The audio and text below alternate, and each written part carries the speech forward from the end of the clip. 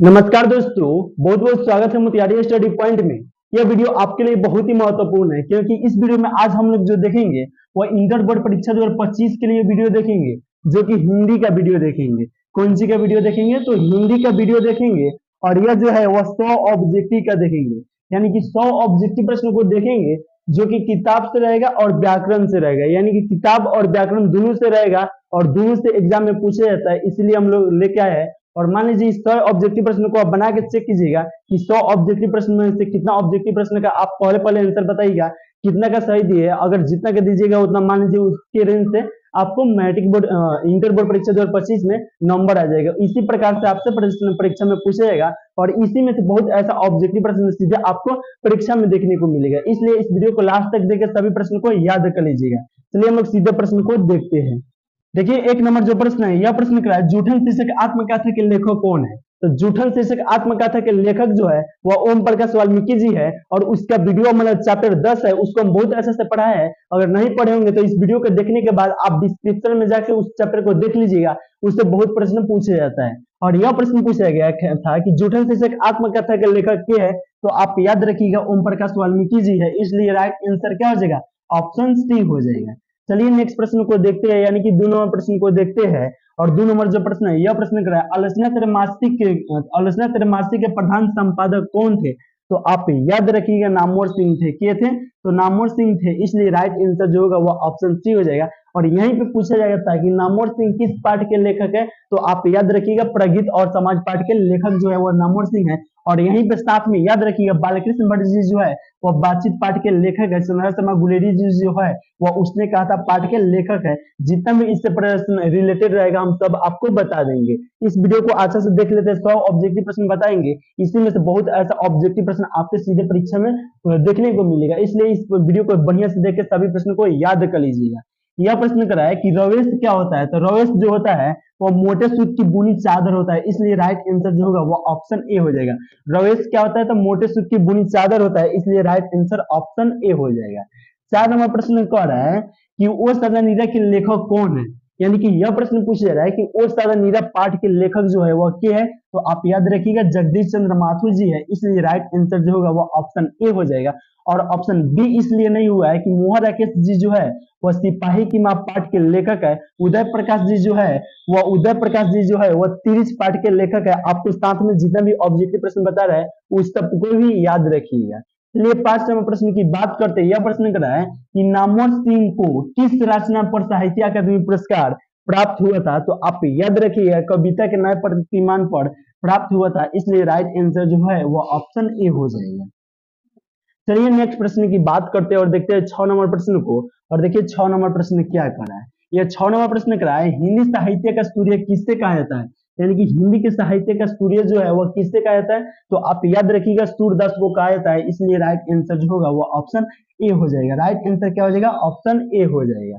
7 number प्रश्न की बात करते हैं और देखिए 7 नंबर प्रश्न क्या कर रहा है। यह व्याकरण से प्रश्न आ गया है कि अनादर शब्द का विलोम क्या होगा? यानी कि अनादर का विलोम शब्द क्या होगा? तो आप याद रखिएगा आदर होगा, इसलिए राइट आंसर क्या हो जाएगा? ऑप्शन सी हो जाएगा।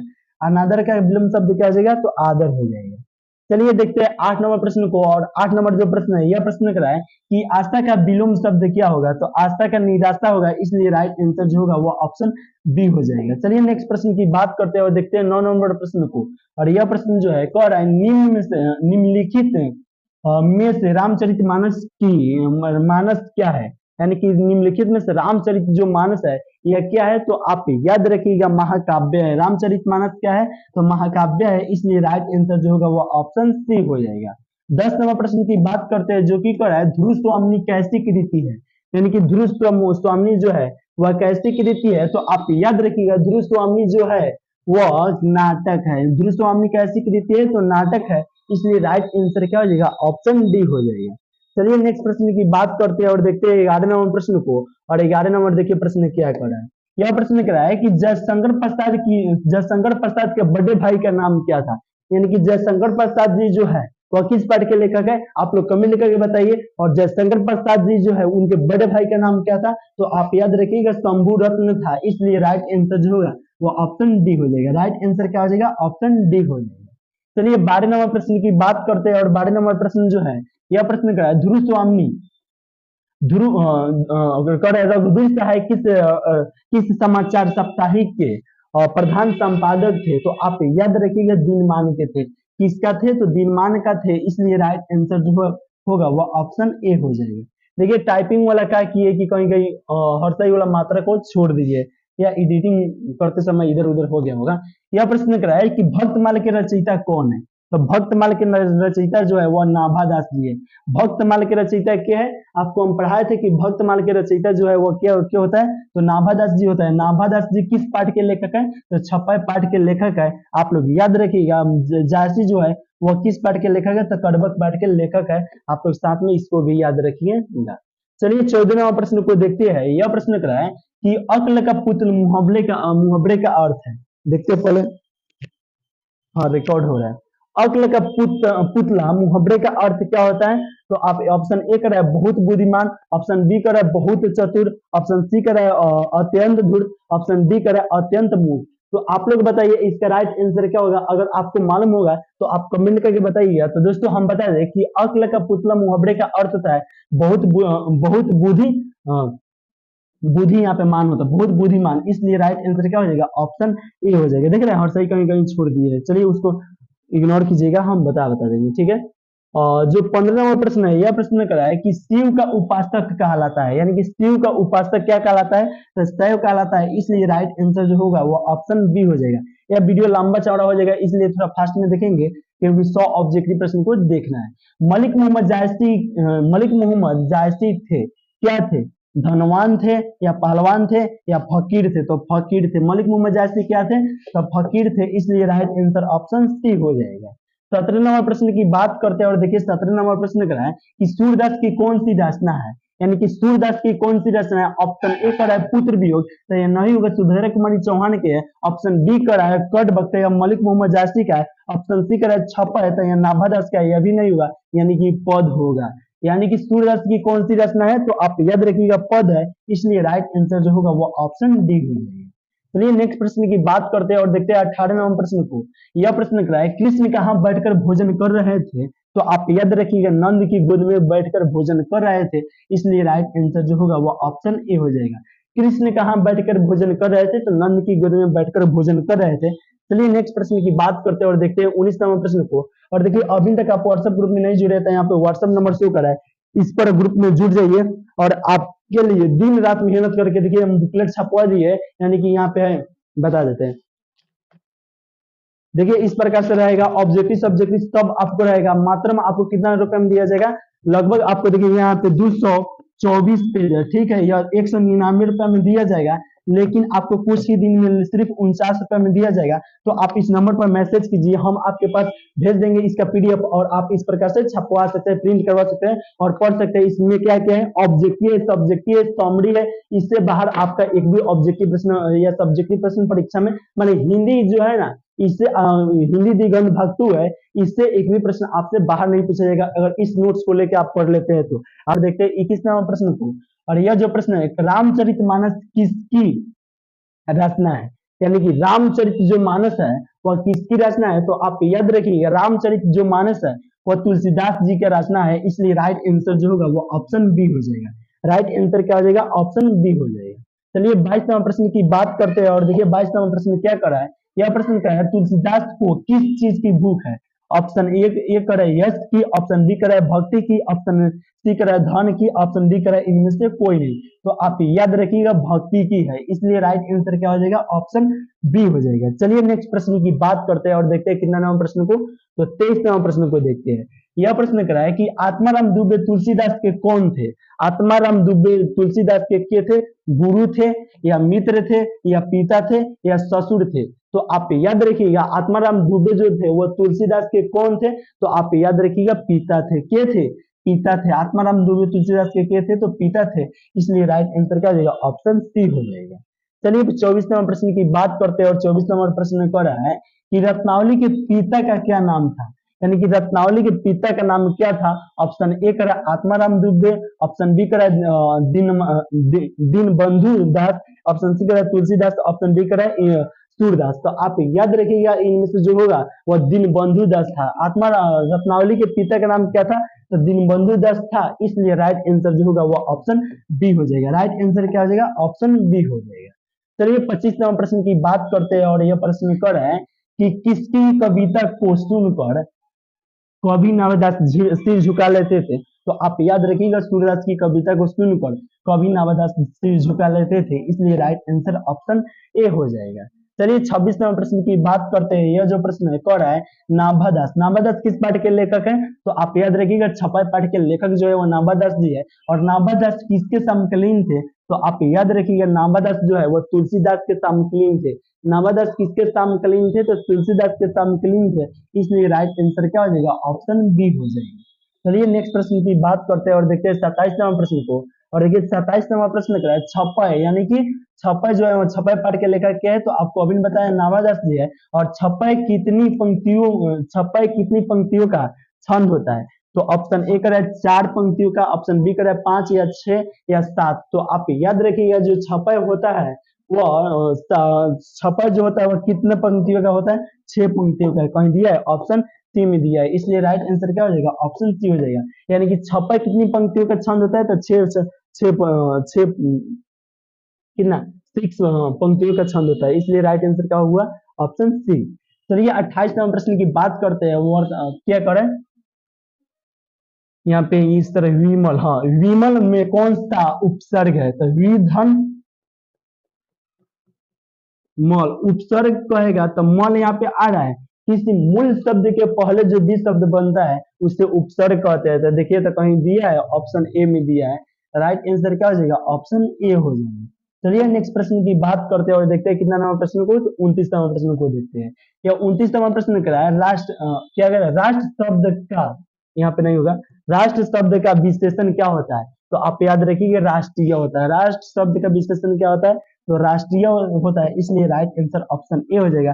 भारत शब्द का विशेषण जो होता है वह भारतीय से होता है, भारतीय होता है भारत शब्द का। चलिए 30वां प्रश्न की बात करते हैं और 30वां प्रश्न क्या है कि नाभादास का जन्म कब हुआ था? तो आप याद रखिएगा नाभादास का जो जन्म हुआ था वह अनुमानतः 1570 ईस्वी में हुआ था, इसलिए राइट आंसर जो होगा वह ऑप्शन ए हो जाएगा। चलिए नेक्स्ट प्रश्न की बात करते हैं और 31वां प्रश्न को देखते हैं। यह प्रश्न क्या है कि कवित के प्रथम पद में कौन सा रस है?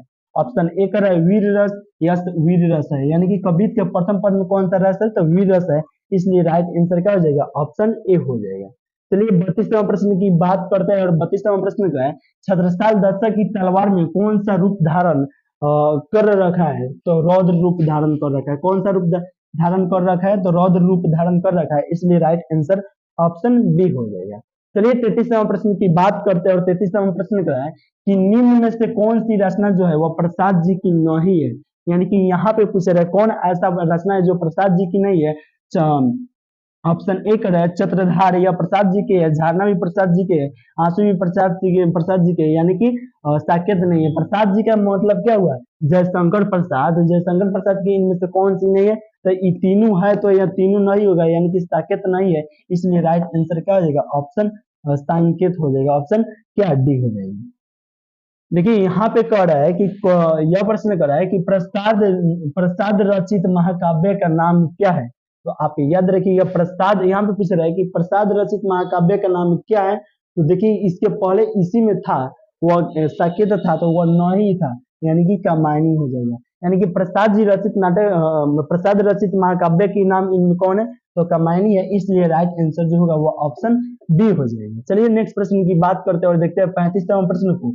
यह प्रश्न क्या है कि सुभद्रा कुमारी चौहान किस वर्ग की कवित्री मानी जाती है? ऑप्शन ए कर है भक्ति भावधारा की, ऑप्शन बी कर है कटु यथार्थ भावधारा की, राष्ट्रीय भावधारा की। तो आप याद रखिएगा राष्ट्रीय भावधारा की है। किस भावधारा की है? तो राष्ट्रीय भावधारा की है, इसलिए राइट आंसर क्या हो जाएगा? ऑप्शन सी हो जाएगा। राइट आंसर क्या हो जाएगा? ऑप्शन सी हो जाएगा।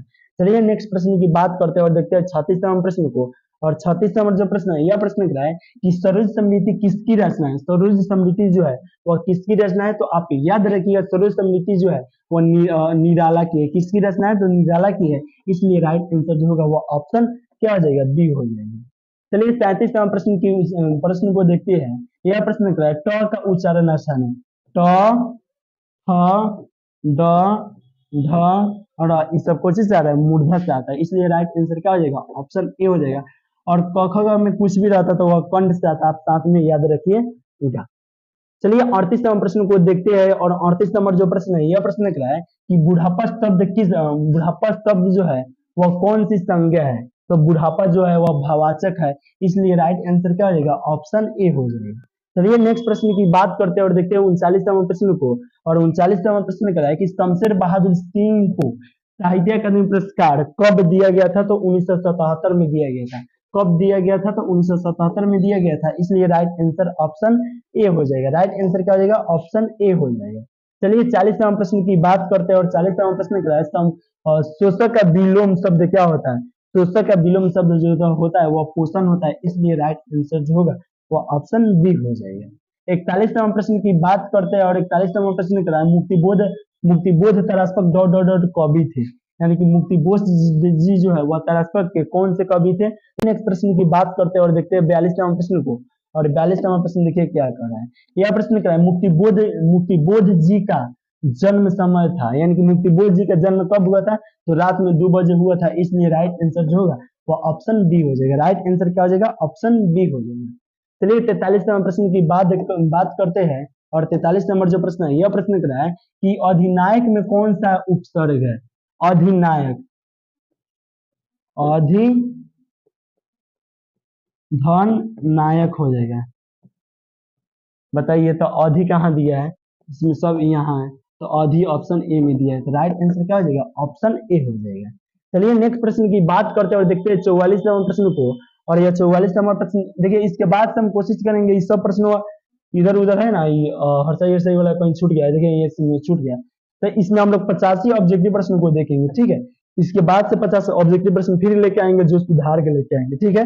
इसमें अच्छा नहीं उतना लग रहा है। यह प्रश्न क्या है कि रघुवीर सहाय किस काल के कवि हैं, यानी कि रघुवीर सहाय जी जो है वह किस काल के कवि है। तो आप याद रखिएगा आधुनिक काल के कवि है, इसलिए राइट आंसर जो होगा वह ऑप्शन ए हो जाएगा। चलिए नेक्स्ट प्रश्न की बात करते हैं और याद रखिएगा, और आधुनिक काल के कवि बालकृष्ण भट्ट जी भी है, साथ में याद रखिएगा। भरपेट में कौन सा उपसर्ग है, तो भर धन पेट कहाँ है, भर देखिएगा ऑप्शन किसमें है, तो सी में है, इसलिए राइट आंसर क्या हो जाएगा, ऑप्शन सी हो जाएगा। चलिए 46 नंबर प्रश्न की बात करते हैं। और 46 नंबर प्रश्न क्या है, पूरक तन में कौन सा उपसर्ग है। पूरा धन तन, पूरा धन तन का राइट आंसर क्या हो जाएगा, पूरा हो जाएगा, तो राइट आंसर ऑप्शन डी हो जाएगा। चलिए 47 नंबर प्रश्न की बात करते हैं। यह प्रश्न जो है प्रतिनिधि में कौन सा उपसर्ग है, तो प्रति कहाँ है, ऑप्शन ए है, यानी कि प्रति उपसर्ग हो जाएगा, इसलिए राइट आंसर जो होगा वो ऑप्शन क्या हो जाएगा, ए हो जाएगा। 48 नंबर प्रश्न की बात करते हैं। 48 नंबर प्रश्न क्या है कि सुभद्रा कुमारी चौहान के पति का नाम क्या है। तो दोस्तों आप याद रखिएगा, सुभद्रा कुमारी चौहान के पति का नाम ठाकुर लक्ष्मण सिंह है। क्या है, तो ठाकुर लक्ष्मण सिंह है, इसलिए राइट आंसर क्या हो जाएगा, ऑप्शन ए हो जाएगा। देखिए कहीं कहीं छूट गया है, सब तो क्या करते हैं, इसमें कहीं 85 ऑब्जेक्टिव प्रश्न को देखते हैं, इसके बाद वाले में 50 ऑब्जेक्टिव प्रश्न को लेके आएंगे। चलिए नेक्स्ट प्रश्न की बात करते हैं और देखते हैं कितना नंबर प्रश्न को, तो 49 नंबर प्रश्न को। एक और प्रश्न को देखना है, उसके बाद वीडियो समाप्त कर दीजिएगा। कडबक पाठ के कवि कौन है, तो उसी समय बताया कि मलिक मोहम्मद जायसी जी है, वह कडबक पाठ के कवि है, इसलिए राइट आंसर क्या जाएगा, ऑप्शन सी हो जाएगा। चलिए इस वीडियो के लास्ट प्रश्न को हम देखेंगे। और यह जो प्रश्न है कौन है, पुस्तक शब्द कौन सी संज्ञा, यह बहु टाइप का प्रश्न है। और देखिए 50 अगर आप ऑब्जेक्टिव प्रश्न देखे होंगे तो हम समझ जाएंगे कि 50 ऑब्जेक्टिव प्रश्न दिए है, और इसका आंसर आप कमेंट करके देते हैं 50 का राइट आंसर क्या हो जाएगा, ऑप्शन ए हो जाएगा, या ऑप्शन बी, या ऑप्शन सी, या ऑप्शन डी। अगर कमेंट करते हैं तो समझ जाएंगे कि आप वीडियो लास्ट तक देखे। तो दोस्तों इस वीडियो में यहीं पे रहने देते हैं, क्योंकि सब में इस सब मात्रा वाला छूट गया है और सही वाला, तो इसको ये नेक्स्ट वीडियो में लाएंगे बढ़िया से बना के। तो चलिए दोस्तों ये भी वीडियो समाप्त करते हैं। बाकी आपको वीडियो कैसे लगा आप कमेंट करके जरूर बताइए। फिर मिलते हैं नेक्स्ट वीडियो में।